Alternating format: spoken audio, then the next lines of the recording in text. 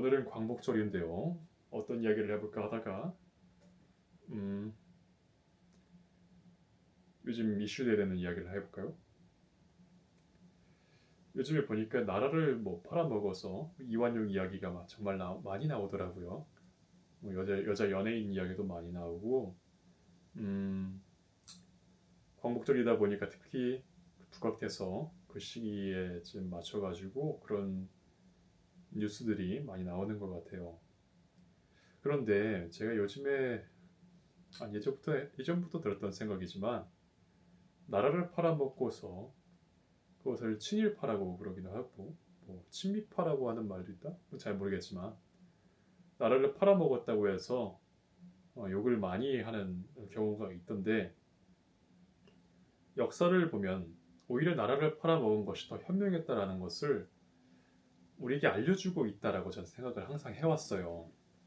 뭐 그 이유가 나라를 잘 지키고 뭐 희생하고 뭐 국가를 위해서 이름을 어, 알렸던, 그러니까 다시 말하면 국가를 위해서 희생했던 분들이 정말 많아요. 그리고 유명한 분들도 있지만 그 사람들이 사실은 그 후손들마저도 굉장히 힘든 삶을 살아왔어요. 우리가 알려져 있는 어, 타이어 가게 가면은 그 사람 아주 유명한 사람 있잖아요. 이 사진 걸고서도 막 타이어 판매하시는 그런 장면들을 종종 목격하거든요.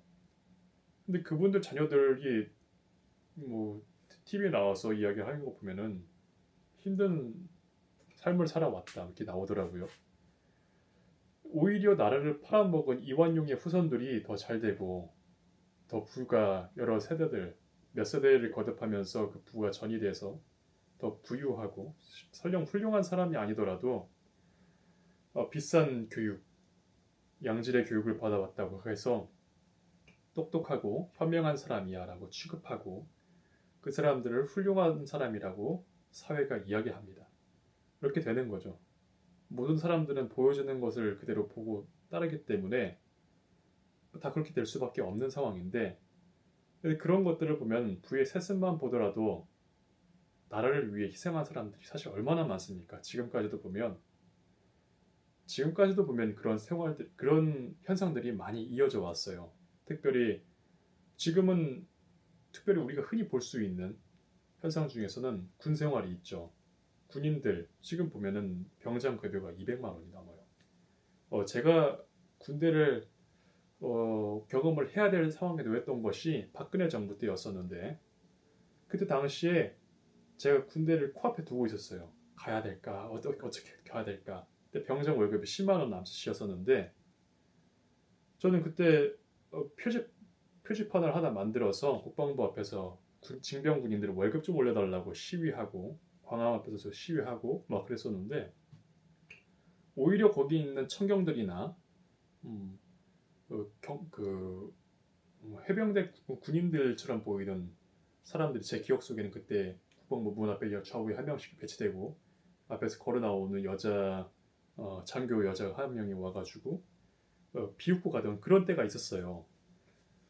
오히려 제가 징병 군인들의 월급을 올려달라고 이야기했음에도 불구하고 거기 있는 청경들이나 군인들은 오히려 제게 좋지 못한 말들을 막 하고 놀리면서 따라왔던 적이 있는데, 국방부에 있던 분들은 따라오지 않았지만 거기 광화문 앞에 있던 청경들은 따라오면서 손가락질하며 놀리고 그랬어요. 제가 그 사람들을 위해서도 이렇게 정말 창피한 무릅쓰고 제 돈 써가면서 그 학생 때 그 10만 원 들고, 10만 원이면 당시 꽤 버금이었죠. 그 학생 때 10만 원 교통비로 하면서 그걸 그 짓을 했음에도 불구하고 오히려 그 지나가는 분들이나 사진 좀 찍어달라고 부탁했던 사람들이 있었어요. 제가 제 사진을 찍고 싶어서. 그랬더니 그 사람들이 좋은 일을 하는 거 아니니까 자기는 도와줄 수 없다라고 이야기하던 사람들이 수두룩 빡빡이었습니다. 표시 하나 빠지지 않고 그렇게 말을 했어요. 그래서 이게 상황이 이러다 보니까 지금 이 상황에서도 참 답답하기만 하고 사람들에 대한 인식이 거꾸로 된 건지 잘못된 건지 진짜 가스라이팅을 하는구나 사회가. 전 그렇게 항상 생각을 해버렸어요. 그럴 수밖에 없잖아요. 그럼에도 불구하고 결국에는 군 생활을 하게 되죠. 군 생활도 정말 악의적인 일들이 정말 많이 있었어요. 뭐 말하면 정말 영상 속 길어질 것 같은데 간단하게 이야기해서 지금까지도 제가 했던 군 생활을 농락당하면서도 지금 힘든 그 말도 못할 상황 속을 견뎌가면서 군복무 하셨던 분들이 분명 계셨을 거라고 저는 알고 있거든요. 꽤 많이 있을 겁니다. 그 악순환의 반복이 굉장히 고립되고 반복되면서 그러다 보니까 사람들이 야 내가 연병장 돌아왔으면 너도 연병장 돌아야 돼 이런 마음으로 이렇게 계속 이어가다 봤지만 제가 예비군을 지금 또 가야 될 상황에 놓여 있어요. 5일 뒤면 또 예비군 훈련이 시작되는데 제가 작년에 예비군 갔을 때 3,000원을 받았어요. 정말 놀라운 가격이었죠. 근데 당시에 병장 급여가 200만 원이 넘은 때였어요. 그러면 내가 못 받았던 돈을 지금에서라도 줘야 된다라고 제 생각을 하는데 그 생각을 하지 않고 있다는 거예요. 아니면 그래 뭐 군생활 한 사람들이 너무 많고 그렇게 따지면 못 받았던 사람들이 너무 많으니까 그냥 쉬야 그냥 넘어가 버리자 쉬쉬해버리자 라고 생각하시는 분들이 굉장히 많을 거라고 또 생각합니다. 그렇죠? 그거 잘못된 거거든요. 못 받았으면 줘야지. 삼성전자가 직원들이 그러잖아요. SK 하이닉스는 그거 성과금 많이 받으면 우리도 성과금 줘라 막 해가지고 받아왔잖아요. 우리 똑같은 거예요. 모두가 다 그런 감정을 받고 있죠. 그러면 우리가 군생활 한 것에 대해서 정말 진짜 멸시당하고 오히려 여자들한테도 무시당하는 그런 군복무를 한 분들도 있을 거예요. 굉장히 서글프죠. 진짜 어처구니가 없을 겁니다. 동갑 여자에게 무시당하면서 군복무 했던 분들도 분명히 있을 거고 그렇게 따지면 형평성에 대한 논란이라던 이런 부분들이 생각을 안 할 수가 없거든요. 그러니까 그 사람들이 못 받았던 급여를 줘야 됩니다. 계산을 해서 줘야 돼요. 아니면 하다못해 종합소득세 면세라도 1억 원 정도를 해줘야 되는 거예요. 그렇게 해줘야 되는데 그것도 하지 않고 그냥 3천원 갖다 주고 야 다음 연도 제가 올해 갔을 때는 9천원인가 7천원인가 줬어요. 밥을 안 먹으면 11,000원인가 줬어요. 만 얼마인가? 그거 해봐야 뭐 1시간 최저시급 아닙니까? 그거 거기서 주는 밥 먹으면 얼굴에 두드러기 나고 그거 나 두림덩어리에 막 이상한 건데 먹지도 못하는 거 그것도 10,000원씩 받아가면서 하던데 그거 몸에 안 좋고 거기 가면 담배 냄새만 왕창 맡고 제가 최근에 거기 훈련 가가지고 행구하다가 발가락에 멍이 들었어요. 그러면 이거 멍 들고 또 갑자기 발이 무슨 주상골 쪽에 통증이 와가지고 잘 못 걸어다닐 때가 있었는데 그거 병원비 치료비 다 제 돈으로 다 치유하고 돈 없으면 혼자 끙끙 앓아가면서 그냥 생활해야 되는 거였어요. 혼자 끙끙 앓아가면서 병원도 다니고 그렇게 했습니다. 제가 거기다가 전화를 해보면 그거 청구하는 법에 대해서는 이야기를 그 뭐라고 하죠? 그냥 어떤 형식적인 이야기를 해요. 청구하는 거 병원 갔다 오시고 그 병원 갔다 오신 걸 갖다가 어떻게 청구해야 되는데 잘 모르겠어요. 그렇게 말을 해요. 근데 이게 뭐 나 이거 아파가지고 병원비 여기 있어요 하고 청구하면은 그 사람들이 해줄지 말지 모른다는 거거든요. 말도 안 되는 소리를 하고 있는 거예요. 이게 현실입니다. 그러면 역사라든지 지금의 이 모든 현상이 오히려 나라를 팔아먹어서 자본을 축적하고 더 훌륭한 사람이 되기 위해서 그렇게 그 돈을 어떻게 나라를 팔아먹어가지고 부자가 되는 것이 바람직하다라는 것을 더 강요하고 그걸 알려주고 있는 셈이라고 저 보거든요. 뉴스의 어떤 현상들을 보면은 다 그렇게 말하고 있어요. 오히려 나라를 팔아먹은 사람들이 더 부유하고 강건하고 오래 살고 욕을 먹더라도 더 유명하고 그리고 그 자녀들이 미래 세대에 거듭할수록 더 더 좋은 자리, 더 모두가 부러워하는 부유한 자리에 앉게 되더라. 권력자의 자리가 되고 교수의 자리가 되고 그 사람들이 내려다보면서 얼마나 재밌을까요? 이게 지금의 모습이라는 게 너무 개탄스럽고 어처구니가 없죠. 군 생활을 잠깐 이야기해 볼까요? 제 군 생활은 남들보다 꽤 길었어요. 제가 군대를 이제 가야겠다라고 했던 때가 제가 10대 시절 대학교를 졸업을 해버렸어요. 사관제를. 그래서 대학을 이제 졸업하고 나니까 군대를 가야 되는데 그때가 봄이었어요. 아니 겨울이었구나. 겨울이었는데 집 근처에서 왜냐면 병장 급여가 10만 원 납치하고 막 이럴 때였으니까 집 근처에서 산업체로 근무를 해보자 해가지고 근무를 한번 해볼까 이제 두드려보고 마침 운전직 자리가 있다고 해서 현대자동차에 물건을 납품하는 산업체에 들어가게 됩니다. 거기 갔더니 하는 말이 우리는 3개월 정도를 여기서 일을 하는 걸 보고 채용할지 말지를 결정해야 됩니다. 그러니까 신고는 3개월 후가 될 것 같아요 라고 이야기를 하는 거예요. 그러니까 산업체는 남들보다 복무 기간이 더 긴데도 불구하고 3개월 정도를 더 추가 복무를 해야 된다. 비공식적으로 리스크를 껴안게 되는 거죠. 거기다가 이 산업체가 중간에 망하게 되면 제가 총 복무했던 기간을 3분의 1로 계산해서 또 다른 곳에 산업체에 들어가서 나머지 기간을 채워야 되는 정말 불리한 조건으로서 목줄이 채워지는 것과 같았어요. 제 발목에 족쇄가 커다랗게 차여있는 기분이 들었거든요. 굉장히 불쾌했죠. 근데 그런 상황임에도 불구하고 어쩔 수 없이 그걸 해야만 했어요. 왜냐하면 안 가면 불법이고 또 군대를 복무하지 않았기 때문에 나는 감옥에 가야 된다. 이게 대한민국의 법이었거든요. 그래서 그 복무를 이제 그런 식으로 시작하게 되는데 막상 거기 가보니까 페인트 칠하라고 하더라고요. 이것저것 참 많이도 했어요. 그리고 일을 해야 되는데 일을 안 알려주는 거예요. 맨날 직원들 그 현장에 있는 과장이 거기 대빵이었었는데 직원들을 다 불러놓고 제 주위를 동그랗게 쓰라고 하더니 매일같이 제게 와서 육두문자를 했어요. 육두문자를 하고 그리고 와서 천천히 다가와가지고 귓속말로 내가 악의적인 어떤 마음이 있어서 이러는 것은 아닌데 네가 나가줬으면 좋겠다.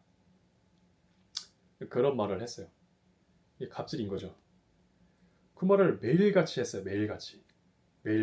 직원들 다 내보내고 천천히 오든지 아니면 조용한 곳에 오고 직원들이 있으면 다 불러놓고 제 주위에 동그랗게 쓰게 한 다음에 욕을 막 하고 그러니까 직원들이 나를 바라보는 그 표정 인사를 해도 인사를 안 받아주는 그 싸가지 없음 어이없는 첫날부터 그랬거든요.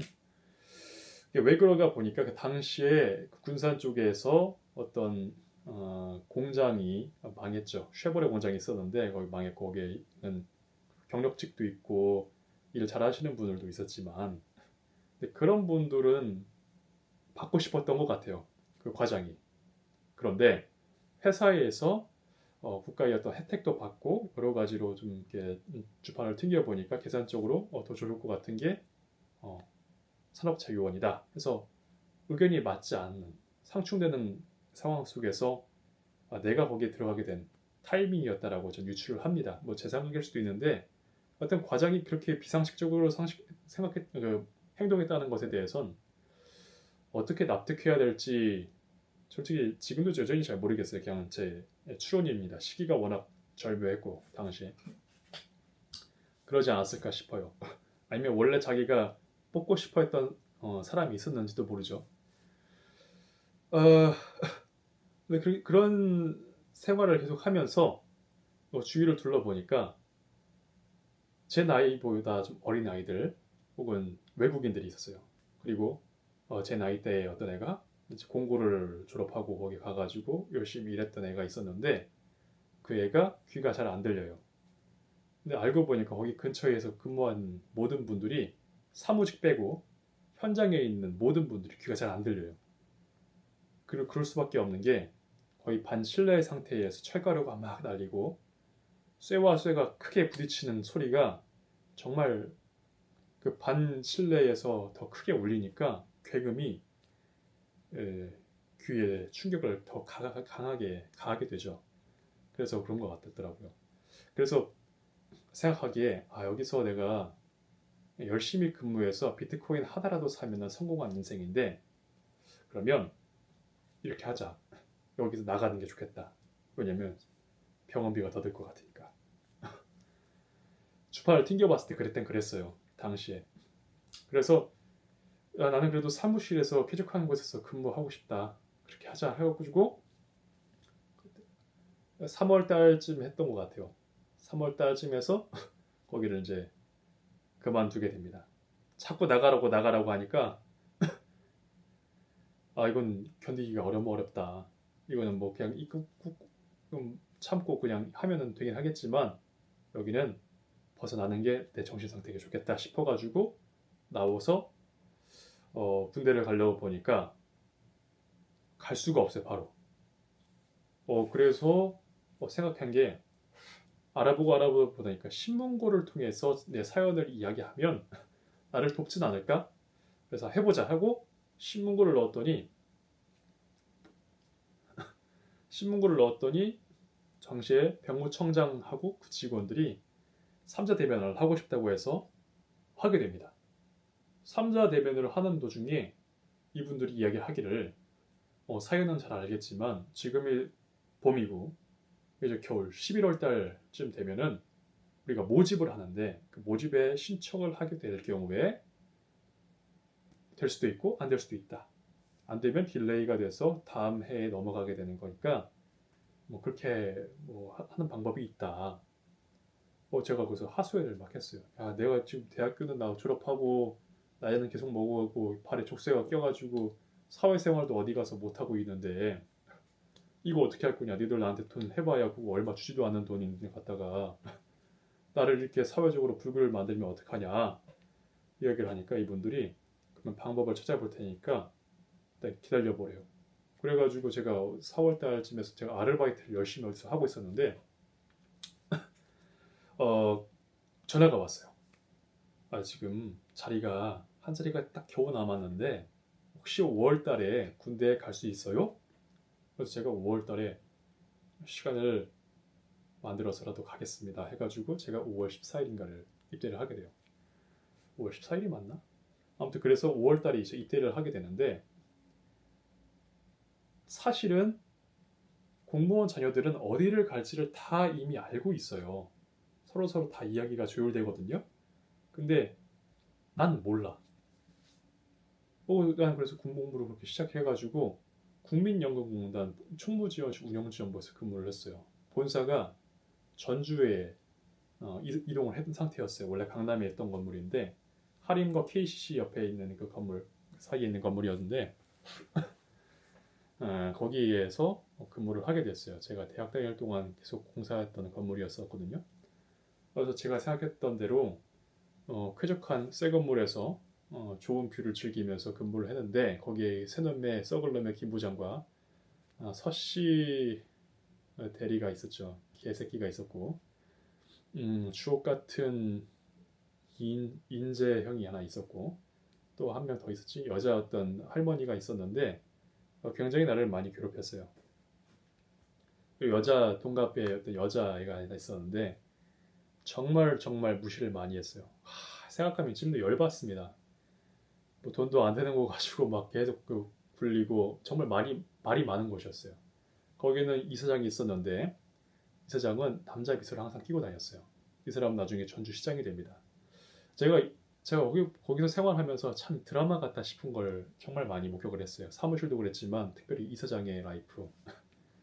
10시쯤 출근해서 제네시스 타고 오면은 1층에 30년 화사 생활했던 경비원 아저씨가 문을 열어줍니다.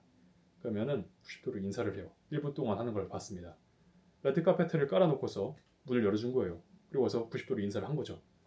그러면은 문을 열고 그 제네시스 뒷칸에 다리를 딱 이런 식으로 딱 끼어가지고 핸드폰을 타고 있어요. 이렇게.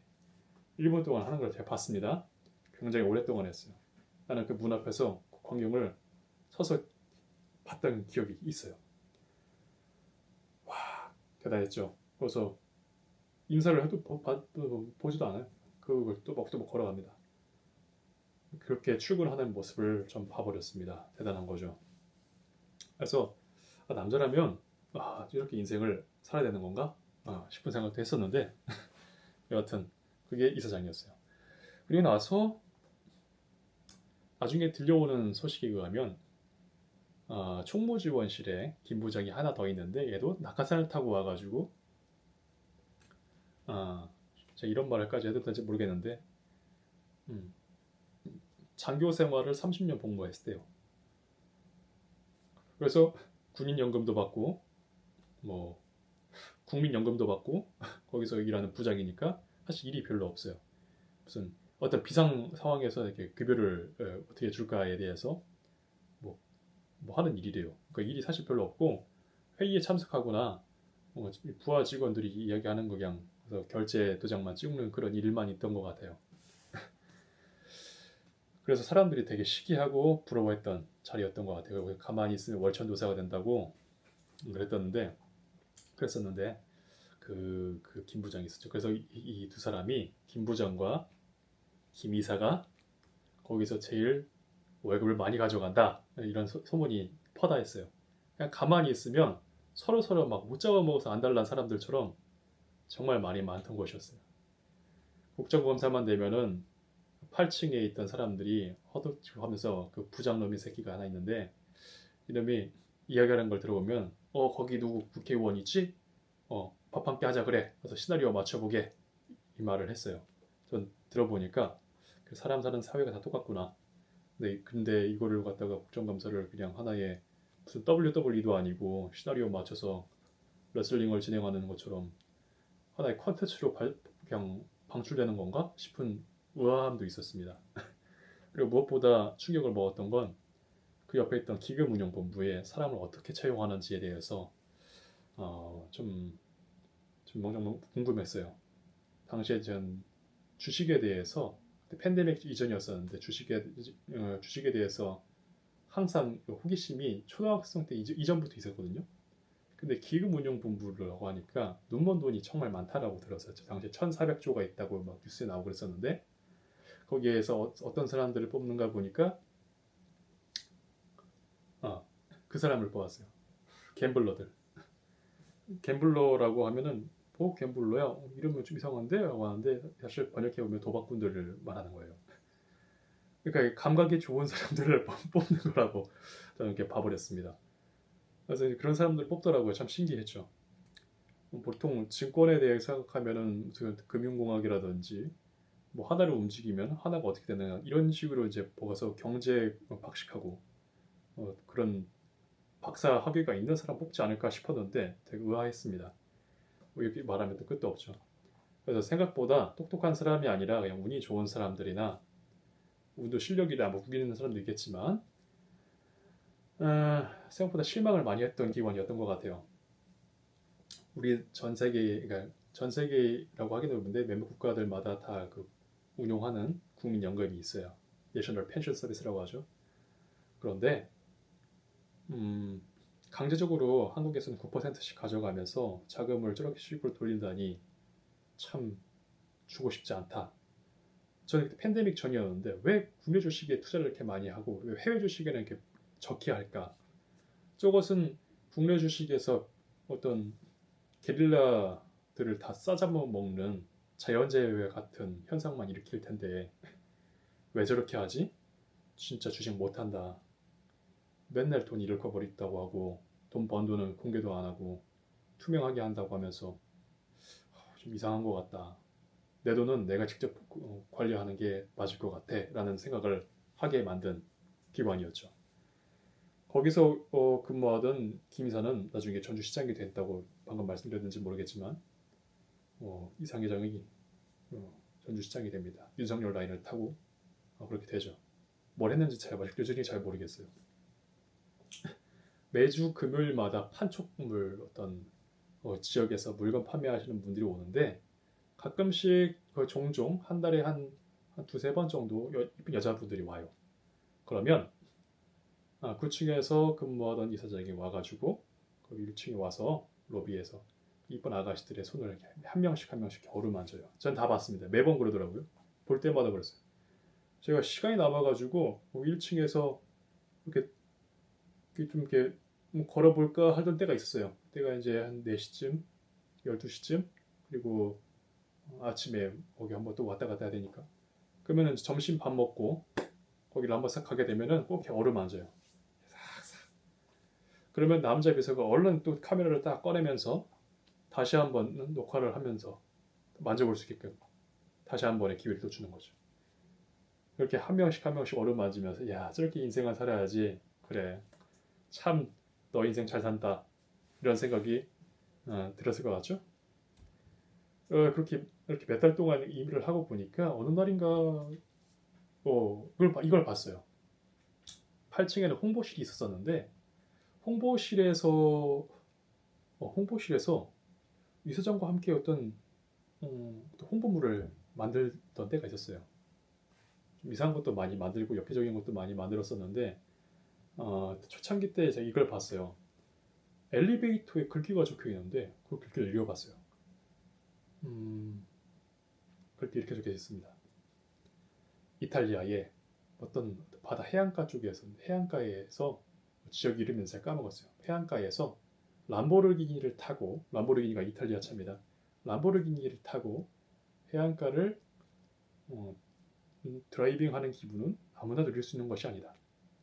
그러나 난 그걸 누려봤고 많은 이들이 나와 같은 기분을 누렸으면 좋겠다. 이런 글을 썼어요. 야, 그거 듣고서 나는 지금 내 돈으로 공부하고 있는 와중에 너는 이게 뭐 복지 시설로 분류되고 있는 이 연금공단에서 남들은 다 뭐 상 하나 주고 휴가 주는데 너는 그런 것도 주지도 않으면서 나한테 이걸 벌어가 만들어놨냐? 괘씸 막 이 생각이 왜 안 들겠어요? 들죠.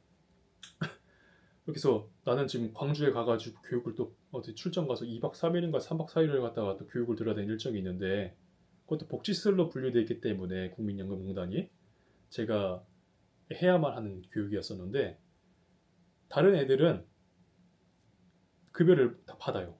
그러니까 출장비 명목으로 숙박비하고 교통비가 하고 식비하고 다 제공을 받게 돼요. 얼마 하지도 않은 돈이지만.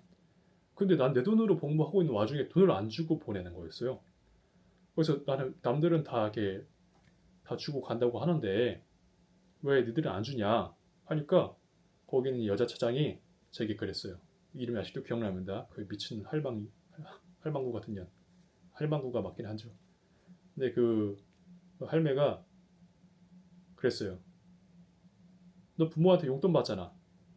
너네 엄마한테 용돈 받잖아. 용돈 받고 가. 그 말을 하더라고요. 전 그런 여자한테 뭐 어디 가서 제가 뭐 용돈을 받는다. 실제 용돈을 안 받았던 상태였고 용돈을 받는다 안 받는다 이런 말을 한 적이 없어요.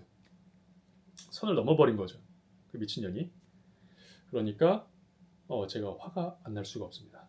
근데 오죽하면 많은 사례들을 보면은 뭐 의자를 던져버렸다, 모니터를 부셔버렸다, 던져서 뭐 해버렸다 이게 참 많은데 제가 정말 온화하고 정말 젠틀하지 않습니까? 그래서 제가 그거를 나는 그래도 돈을 받고 가야 됩니다. 돈을 주셔야 됩니다. 그러니까 거기서 그러면 영수증 갖고 와 그러더라고요. 그래서 전 제 돈 내고 거기서 교육을 받고 왔어요. 진짜 대단스럽죠. 이 모든 이 현상들을 보면서 어떤 사회적인 불신도 생기지만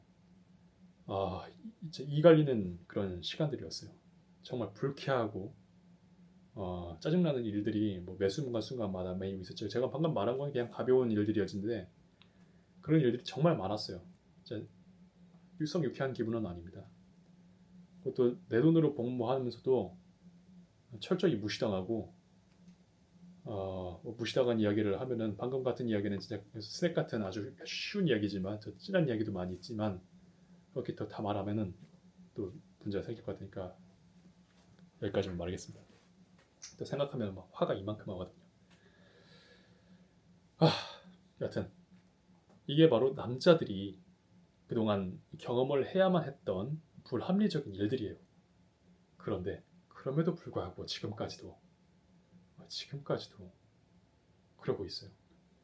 제가 거기서 국민연금공단에서 근무하는 도중에 정말 참다가 못 참을 것 같아서 어, 못 참겠다 싶어가 어떻게 버텨야 되나 하고 막 미칠 것 같은데 안 그래도 거기 직원들이 제 마음을 너무 잘 알았던지 어, 병무청에다 전화를 해가지고 직원이 오셔서 근무지를 바꾸자.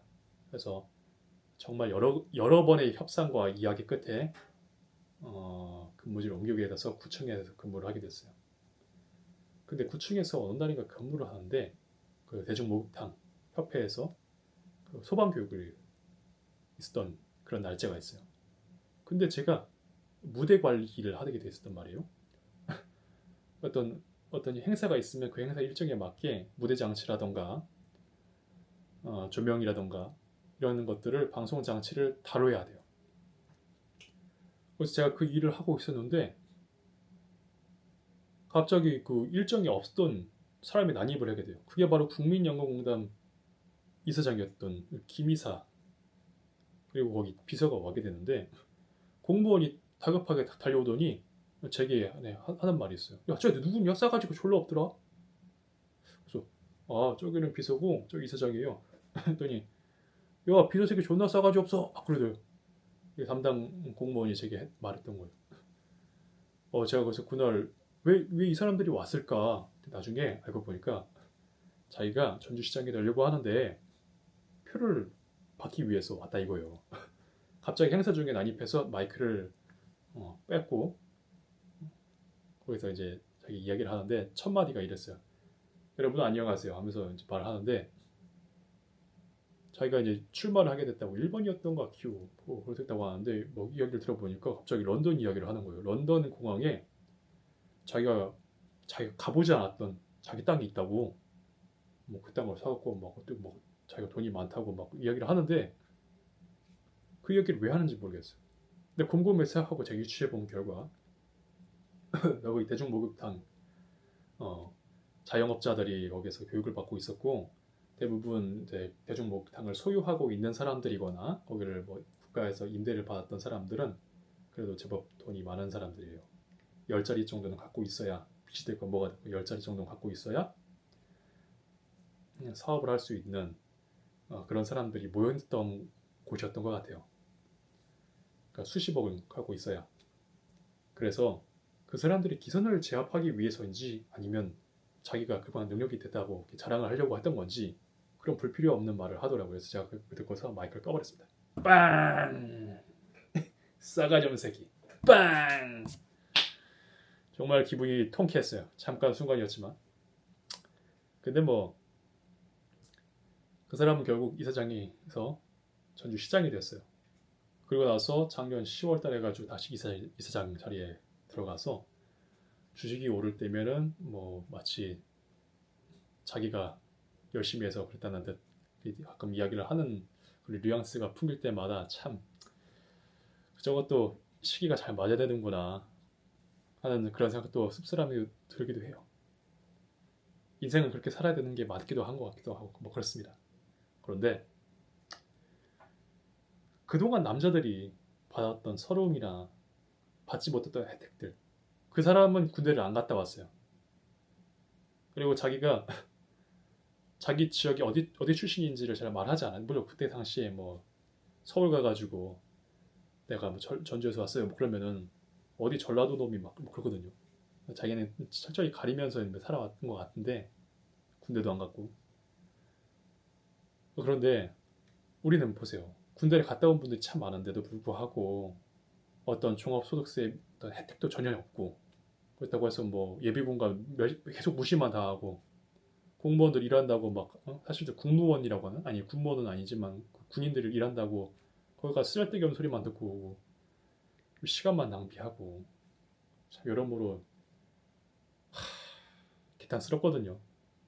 그러니까 만약에 제가 대통령이 되면 지금까지 못 받았던 분들 혜택을 줘야 된다고 생각하고 아마 당선될지도 몰라요. 그냥 제 생각인데 근데 누군가가 분명히 해야 되는데 하지 않으면 제가 해야 될지도 모르겠다는 생각이 종종 듭니다. 물론 뭐 지금 그냥 허황된 소리일 수도 있지만 분명한 건 받지 못했던 분들을 향해서 지급을 해줘야 됩니다. 제 아버지 세대 분들도 몇백 원 받으면서 근무를 하고 내 세대는 바로 코앞에서 갑자기 이렇게 싹 바뀌어버리면서 예비군은 3,000원 이렇게 받고 걔네들도 예비군 되잖아요. 그럼 예비군 걔네들 되면은 걔네 급여 얼마 받을까 생각해보면 와, 갑자기 팍 튈 것 같다고 생각을 해요. 하루 일급, 하루 시간을 다 뺏었으면은 그에 맞는 돈을 줘야죠. 근데 주지 않습니다. 다치면 네 돈으로 복무, 네 돈으로 다 계산하고 정말 잘못됐어요. 국가의 어떤 인플레이션이라든가 그게 걱정돼서 안 주는 건지 아니면 남자분들이 자기가 당한 부당함을 그냥 흐지부지하면서 위야무야로 넘어가는 경우가 많아서 그런 건지 둘 다인 것 같아요. 그러면은 인플레이션보다는 걱정할 것 같으면 종합소득세라도 면세를 1억 해서 줘보든지 시기에 맞게 몇 천만 원 최소 5천만 원 이상 해서 줘야 됩니다. 왜냐면 그때 못 받았거든.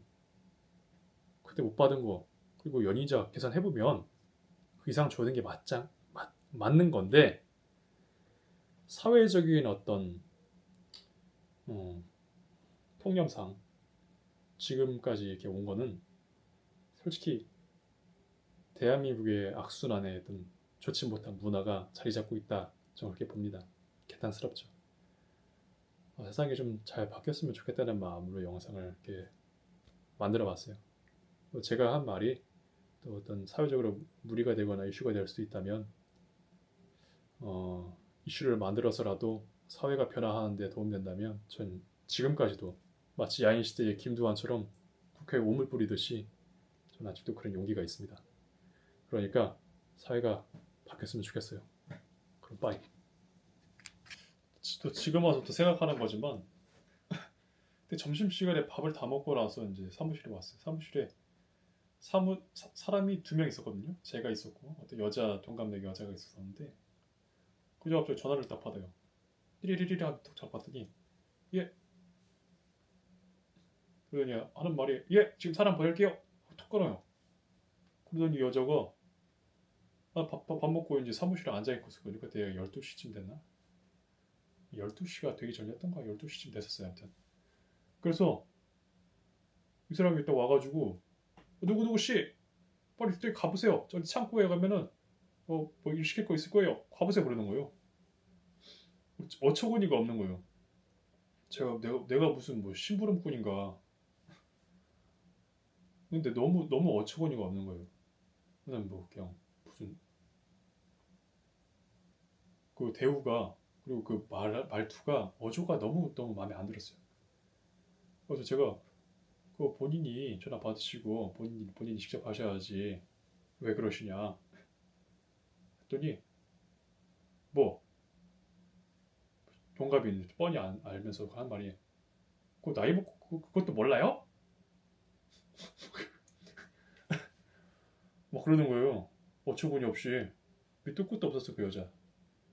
삐져가지고 그 다음부터 뭐 인사하면 인사도 받지도 않고 본체만 차고 가더라고요. 그러니까 이상한 사이코패스들이 정말 많았던 곳이 그곳이었어요. 생각해보면은 어떻게 그럴 수가 있을까. 그런 사람들이 참 많았어요. 근데 이 사람들이 그러고 싶어서 그런 건 아닐 거야. 이 사람들도 분명히 좋지 못한 환경 속에서 오랫동안 노출되다 보니까 그렇게 변질될 수밖에 없었다. 그걸 누가 만들었을까? 전 이런 불합리함이 마치 비정상이 정상이 된 것처럼 보이는 이 말도 안 되는 사회 속에서 사람들이 살아갈 수밖에 없음을 마음속으로 인정하고 그것을 받아들였기 때문이 아닐까 싶은 생각이 정말 안타깝게도 듭니다. 가끔씩 밤에 잠자면서도 이런 정말 가벼운 이야기만 했는데 너진한 이야기도 많이 있거든요. 생각하면은 갑자기 잠에서 벌떡벌떡 일어날 때가 있어요. 열뻗치거든. 제가 너무 나이가 어려서 어떤 부당함에 대해서 말하지 못하고 그냥 넘어갔던 경우들이 너무 많아서 그런 것 같아요. 이제는 좀 그런 부당함에 대해서 많이 완화됐으면 좋겠어요. 그런 일이 벌어지지 않았으면 좋겠다는 생각이 드네요. 덕분에 지금 군 생활은 예전에는 빠다 맞고 그랬던 시기가 있었고 또 갈굼당하던 문화가 있었지만 또 지금은 언제 왔니? 너 몇 살이니? 이런 걸 떠나서 같은 계급에 있는 애들끼리 또 함께 지내는 그런 군 생활로 점점 변하고 있고 형들이 동생 때리고 욕하던 시기가 좀 지나가서 맞지 않는 세대가 됐다고 하는 것처럼 지금 세대가 더 나은 세계가 되는 것처럼 말이죠. 그렇게 좀 더 부당한 대우가 없어졌으면 좋겠습니다. 그 안에서도 불합리가 나오고 또 부당함이 있겠지만은 제 말이 무슨 말인지 알길 여러분들이 이해하셨으면 좋겠습니다.